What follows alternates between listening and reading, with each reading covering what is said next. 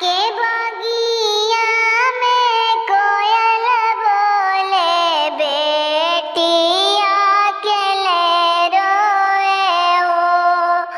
पापा के मोहलिया में कोयल बोले, बेटी घर में अकेले रोए हो।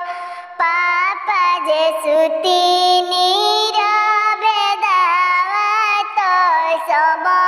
दीदाए जमाने हो।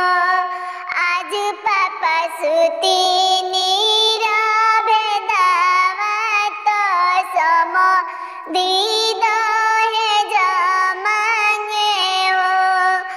आज चाचा सुती नीरवे दावा तो सम दीदाए पापा जे उठिले दहे जलियले, आमा खोई छालियले हो। पापा जे उठिले दहे जलियले, आमा खोई छालियले हो। सब सखी उठेली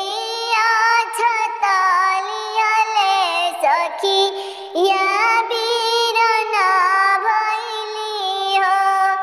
सब सखी उठेली छतली हले, सखी या बीरन भैली हो।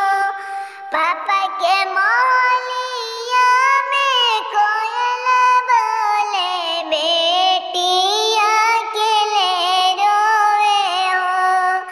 चाचा के मोहलिया में कोयल बोले, बेटिया अकेले रोए हो। जब चाचा सुती